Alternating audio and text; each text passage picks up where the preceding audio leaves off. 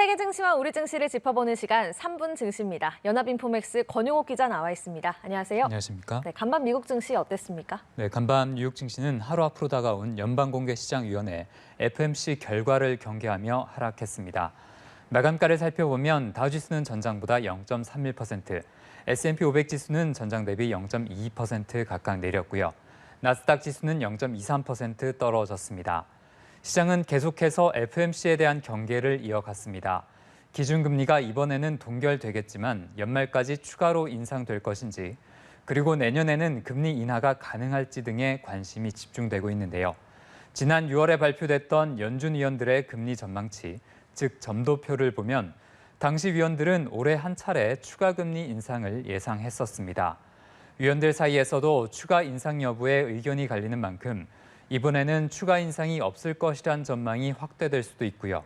반대로 지표 내용에 따라 추가 인상 가능성을 계속 열어놓을 수도 있습니다. 특히 최근 유가가 계속 오르면서 인플레이션이 다시 가파르게 오를 위험성도 있는데요. 연준이 혹여라도 정책적인 오판을 하지 않기 위해 통화 긴축을 선호하는, 즉 내파적인 기조를 이어갈 가능성이 제기됩니다. 간밤 서부 텍사스산 원유 가격은 배럴당 92달러를 돌파했습니다.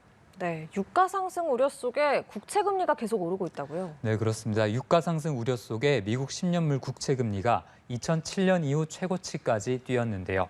이렇게 높은 채권 금리는 기술주 중심으로 몰려있는 나스닥 지수의 약세 배경이 됐습니다.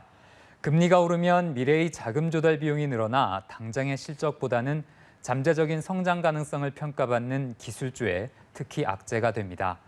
고금리 여파에 주택시장도 계속 위축되고 있다는 지표 발표가 있었는데요. 미국 상무부에 따르면 8월 신규 주택 착공 실적이 지난 7월보다 11% 넘게 급감해 3년여 만에 가장 낮은 수준으로 떨어졌습니다. 주택담보대출금리가 7%를 웃도는 높은 수준을 이어가면서 주택 매입 수요가 나빠졌기 때문으로 풀이됩니다. 네, 눈에 띄는 개별 종목들 어떤 것들이 있었습니까? 네, 미국 식료품 배달업체가 나스닥 시장에 상장돼 첫 거래를 시작했는데요. 인스타카트라는 회사의 주가는 공모가 대비 10% 이상 뛰었습니다. 지난주에 상장됐던 암스의 경우 간밤에 주가가 5% 하락하며 부진한 흐름을 이어갔고요.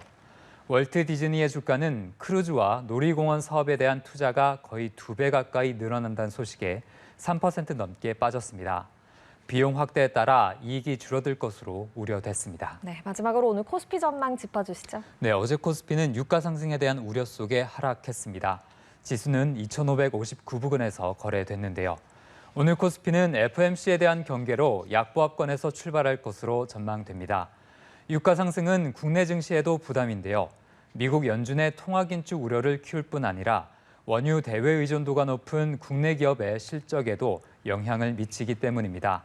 일단 국내 증시는 내일 새벽에 나올 FOMC 결과를 주목할 것으로 예상됩니다. 네, 알겠습니다. 3분 증시 권용옥 기자와 함께했습니다. 고맙습니다.